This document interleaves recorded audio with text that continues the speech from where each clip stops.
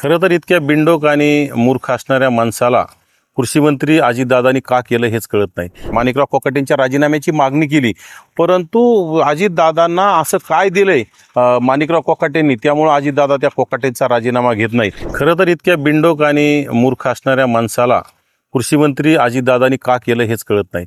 कारण गेल्या 2-3-4 वेळा त्यांनी शेतकऱ्याचा अवमान, शेतकऱ्याचा अपमान केला आहे आणि आज सुद्धा त्यांनी शेतकऱ्यांना म्हणजे ढेकळाचे पंचनामे करायचे का अशी भाषा वापरली। यामध्ये शेतकऱ्याचा अतिशय अवमान आहे। यापूर्वी अनेक नेत्यांनी, शेतकरी संघटनेच्या पदाधिकाऱ्यांनी माणिकराव कोकाटेंच्या राजीनाम्याची मागणी केली, परंतु अजितदादांना असं काय दिलंय माणिकराव कोकाटेंनी, त्यामुळे अजितदादा त्या कोकाटेंचा राजीनामा घेत नाही। किंवा मुख्यमंत्र्याला काय नेमकं गाठोडं दिलंय की मुख्यमंत्री आणि अजितदादा त्या माणिकराव कोकाटेचा बालिश असणाऱ्या आणि मूर्ख असणाऱ्या माणिकराव कोकाटेचा राजीनामा घेत नाही। खरं तर आता शेतकऱ्यांनी ही मुख्यमंत्री आणि उपमुख्यमंत्री राजीनामा घेत नसतील तर नक्कीच त्या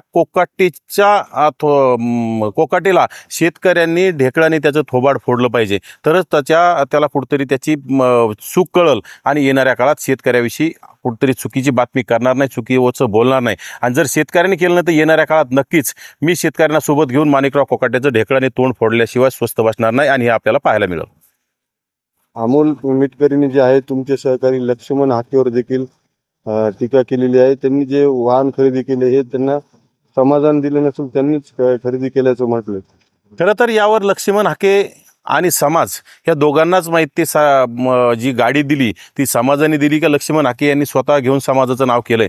परंतु मिटकरींना ते बोलण्याचा अधिकार दिलाय कोणी? ज्या मिटकरीची कुठलीही अवकात नाही, ज्या मिटकरीला फक्त भुंकायसाठी अजितदादांनी ठेवलेलं आहे। खरं तर मिटकरीला अजितदादाची चाटल्यामुळं कुठंतरी मिटकरीला विधान परिषद मिळाली, त्या मिटकरीला स्वतःची ग्रामपंचायत निवडून आणता आणली नाही, पंचायत समिती निवडून आणली, त्याला कुत्रंही त्या अकोला जिल्ह्यामध्ये ओळखत नाही। अशा मिटकरीला फक्त अजितदादांनी भुंकण्यासाठी ठेवलंय। मिटकरीने स्वतःची लायकी आणि स्वतःची पात्रता पाहून दुसऱ्याला बोलण्याचं काम करावं। खरं तर मिटकरी स्वतः मी ओबीसी म्हणले, परंतु मिटकरींनी अगदी जरांगीची बुटं उचलण्याची, जरांगीची चाटण्याचं काम केलं। ह्या स्वतःला ओबीसी म्हणून घेण्याचा त्याला कुठलाही अधिकार नाही। तो निव्वळ भामटा आणि भंपक माणूस आहे। सोशल मीडियाच्या भाऊ गर्दीत विश्वासार्हतेने चकाकणारे नाव म्हणजे लेट्सअप मराठी। सगळ्यांना, सगळ्या नागरिकांना ती स्पीच, लेट्सअप वरील मुलाखती म्हणजे विचारांचा खजिना। त्यानंतरच्या निवडणुकीमध्ये मला सोडून गेले। बातम्या केवळ वस्तुस्थिती सांगणाऱ्या, न प्रोपोगंडा, फक्त जनतेचा अजेंडा। क्योंकि आने वाला कल जाने वाला है, जाने वाला कल आने वाला है। राजकारण, मनोरंजन असो की क्रीडा क्षेत्र, महाराष्ट्राची स्पंदने संवेदनशीलतेने टिपणारे माध्यम म्हणजे लेट्सअप मराठी। जगासोबत एक पाऊल पुढे राहण्यासाठी लेट्सअपचे ॲप, सोशल मीडिया आणि वेबसाईट सोबत कनेक्टेड रहा।